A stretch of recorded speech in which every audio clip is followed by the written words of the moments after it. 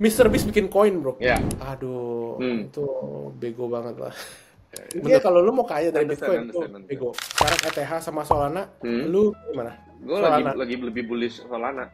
Solana. Sekarang ya, lu ngomong sekarang kan? Iya, Oke. Solana. Lu pegang Solana ya? Jadi apapun itu, sekarang kalau Bitcoin sama Solana, lu pegang Solana juga? Iya, gue saat ini to be honest nggak punya Bitcoin sih. Nggak punya Bitcoin, nggak punya ETH, semua Solana.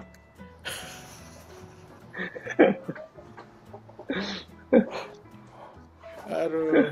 Gue sekarang lagi bullish Solana. Pandangan ini yang kita perlu diskusikan adalah dengan adanya ETF nggak ada yang bisa ngancurin Bitcoin lagi. Iya, in a way betul. Karena sejak jadi ada ETF, now it's open for everyone. Kayak orang-orang yang mungkin tadinya di institusi, orang-orang yang tadinya males beli gue gini-gini. Tapi sekarang dalam ETF gue bisa beli on my stock brokerage account. Yang tadinya nggak bisa, sekarang bisa jadinya kan. Jadi menurut gue memang itu Bitcoin ETF tuh something yang gue bilang the first of many retail market, the untapped retail market itu flooding in.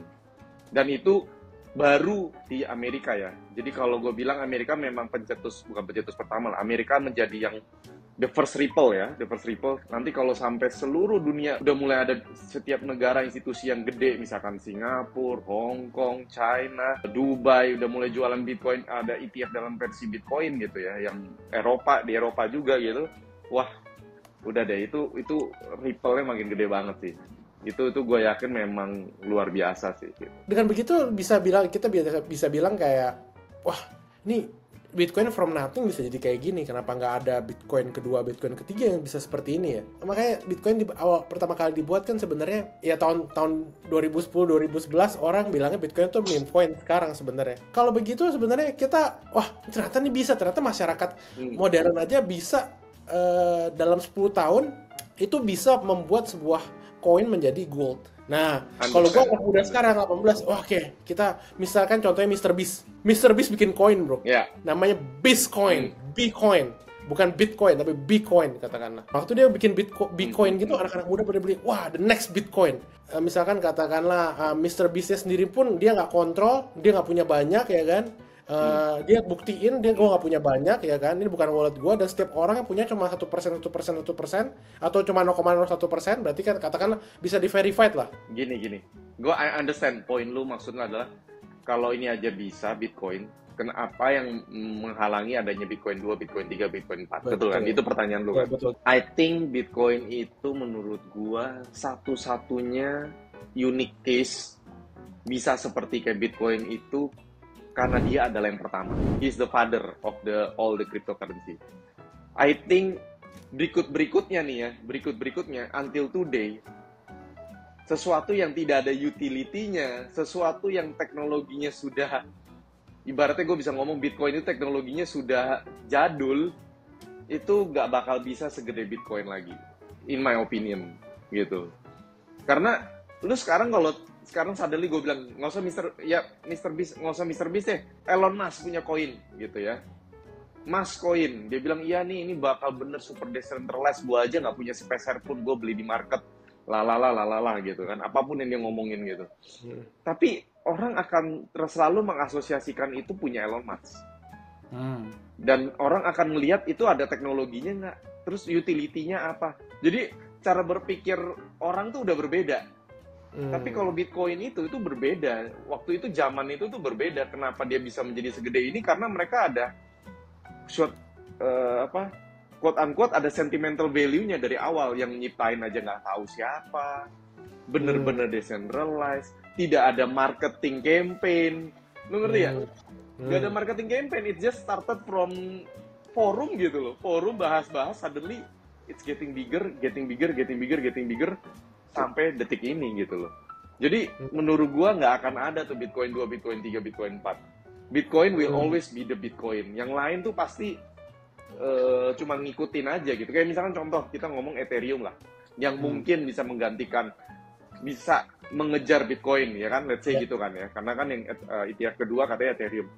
Tapi even until today pun orang ngomong Bitcoin dan Ethereum masih ada aja kan yang Bitcoin maxi. Apa itu Ethereum? Contoh Michael Saylor, ya kan, Jack Dorsey, itu dua kan the most prominent person yang sangat anti coin other than Bitcoin. Bener nggak? Karena buat mereka the real cryptocurrency yang bener-bener decentralized cuma Bitcoin for them. Even Ethereum kan buat mereka centralized. Bener nggak? Ya kan, buat mereka Ethereum bisa centralized gitu loh. Jadi I think yang bener-bener bisa sampai ngalahin menciptakan Bitcoin 2, Bitcoin 3, gue meragukan akan pernah ada sih. Menurut gue pada titik tertentu, dengan sekarang, dengan lo bisa lihat wallet dari ETF semuanya, misalkan ETF dari BlackRock atau dari Fidelity, misalkan katakan lalu bisa tahu jumlahnya berapa.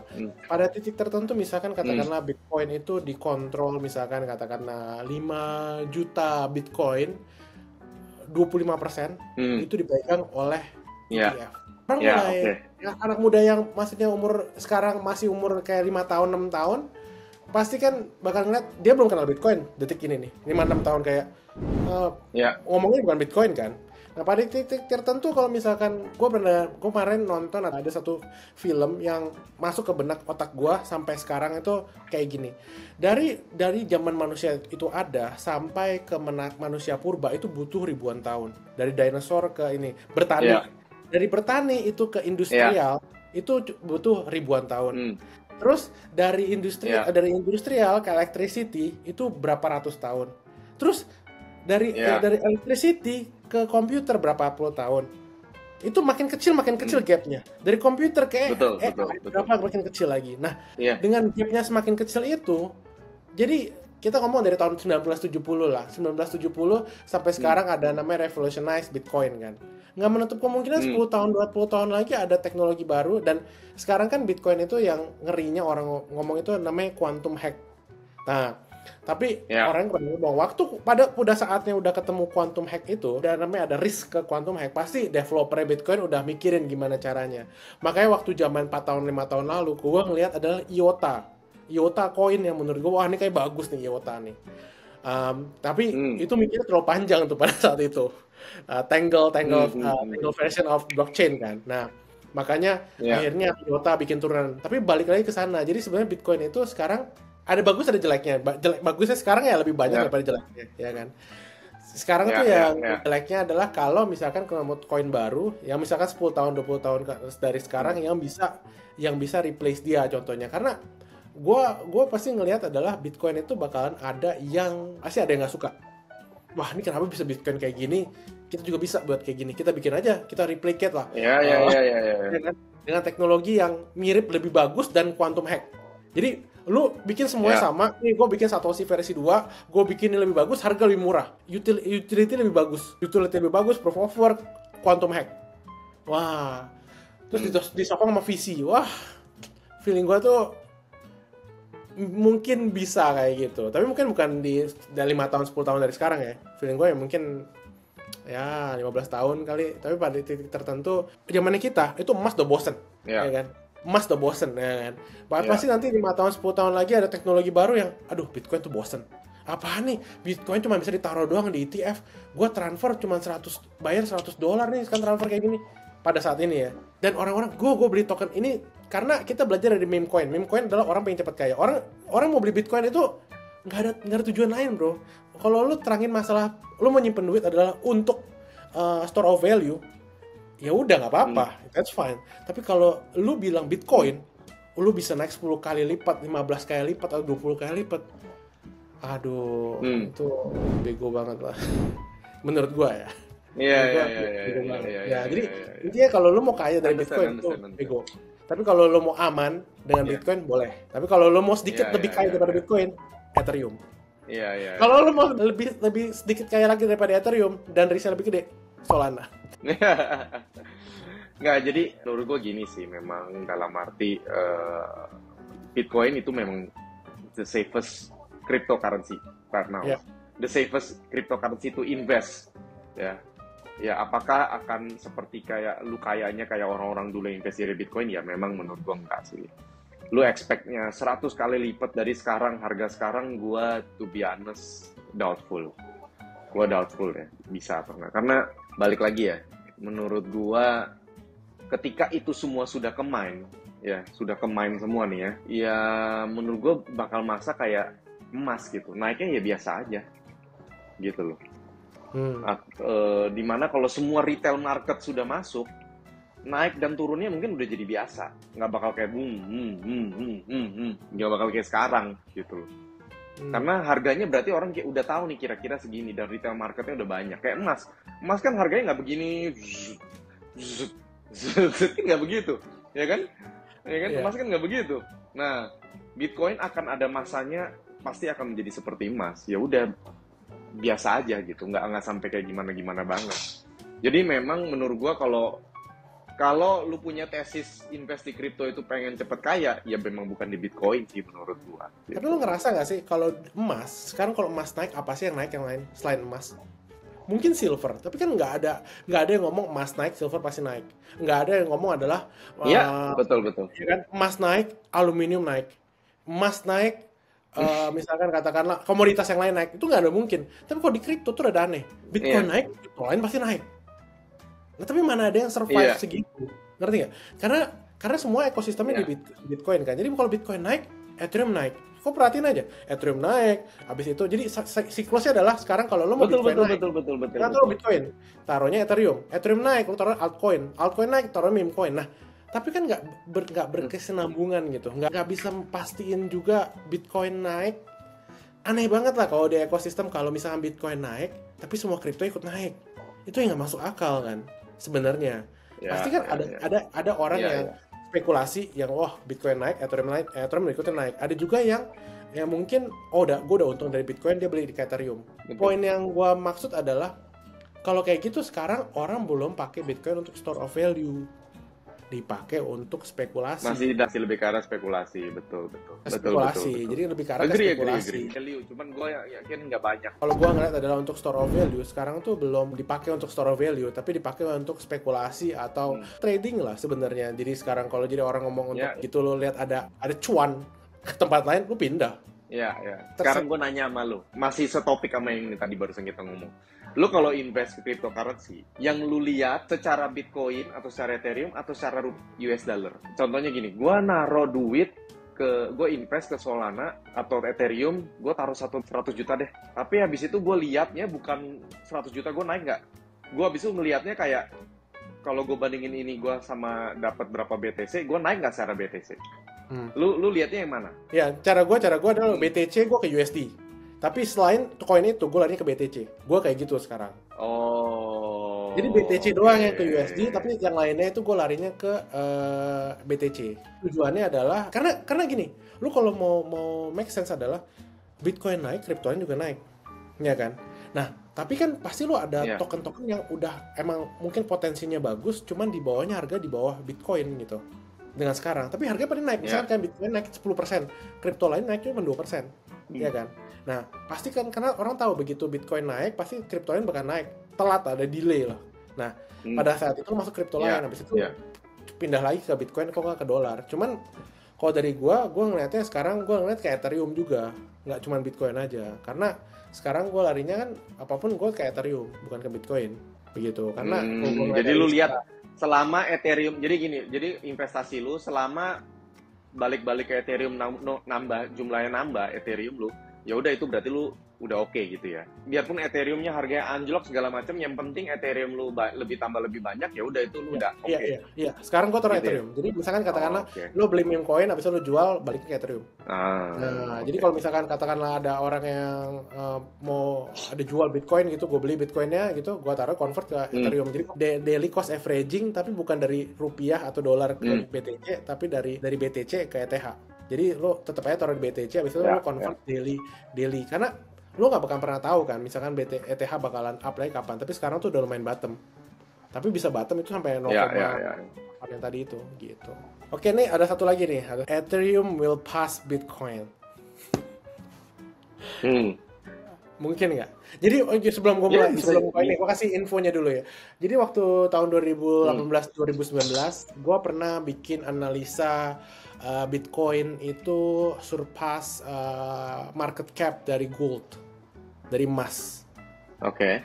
Sekarang orang udah pada ngomongin dari dulu juga ada Ethereum will surpass Bitcoin, tapi belum kejadian sampai sekarang, ya kan? Dan di sini pertanyaan adalah mungkin nggak Ethereum will pass Bitcoin. To be honest, ini bias ya. Gua memang lebih suka Ethereum dibanding Bitcoin. Jadi kalau dibilang bisa atau enggak, mungkin aja bisa. Contohnya gini, kalau gue ngeliatnya adalah Ya. Ethereum tuh kayak silver, kalau enggak aluminium. Bitcoin tuh Oke. kayak emas, ya kan? Masih bisa dipakai, ya kan? Cuman nggak se-utility kayak silver atau aluminium. Tapi tetap aja untuk orang pakai, kalau mau store value pakainya emas, bukan aluminium atau komoditas yang lain kan. Nah, sedangkan kalau dari omongan yang orang ini adalah mengatakan Ethereum will pass Bitcoin. Will pass itu kalau gue nangkap adalah sebagai market cap-nya.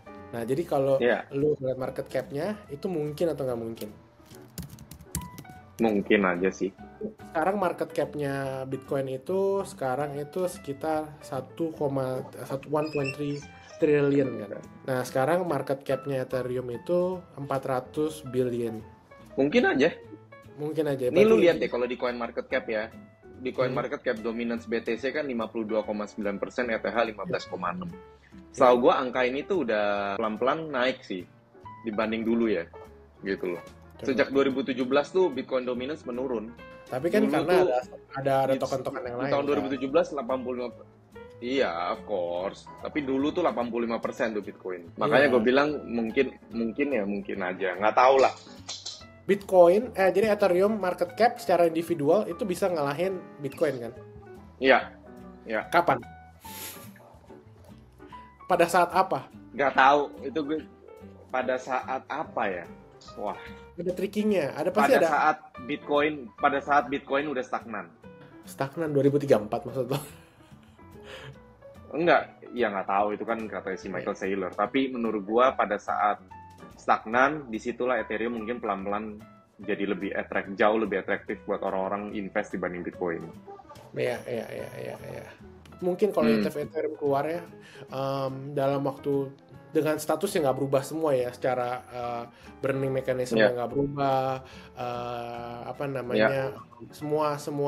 semuanya nggak berubah ya, secara teknologi yang nggak berubah ya, semua apapun itu nggak berubah dalam 5 tahun prediksi gua setelah itu keluar, itu pasti bisa ngalahin Bitcoin. Bro, nih gue baru lihat nih kemarin yang Nobi yang Trend Pulse. Coba gue mau tanya, bisa tolong jelasin nggak sih nih cara kerjanya Nobi Trend Pulse? Jadi Nobi Trend Pulse ini kita namainnya indeks ya. Ini on chain di Polygon Network. Jadi orang nih bisa masuk dengan mudah dan tidak usah pusing-pusing lagi itu memakai USDT di Polygon Network. Nah, ini tuh orang jadi bisa langsung invest ke sini, ke Nobi Trend Pulse. Kita punya indeks Bitcoin dan Ethereum. Nah, tapi Bitcoin dan Ethereum-nya ini ada di Polygon Network ya. Dan Ethereum-nya ini, as you can see, itu tuh bukan Ethereum, tapi WSTETH. Nah, ini bedanya apa? WSTETH ini lebih ke arah liquid staking ETH. Jadi ETH-nya token ini adalah token ETH yang sudah di staking, jadi bisa dapat reward-nya. Tapi intinya dari Nobi Trend Pulse ini kita sebenarnya pengen buat supaya orang-orang itu invest. Kadang-kadang tuh yang gue suka ngalamin adalah problem orang-orang invest di Bitcoin atau Ethereum itu mereka selalu nanya kapan masuk dan kapan keluar gitu kan. Mereka selalu, apalagi masuknya itu selalu di FOMO, selalu di tinggi. Dan mereka jualnya kapan? Jualnya pas lagi bear. Nah itu kan sebenarnya problem yang gue lihat di retail market ya.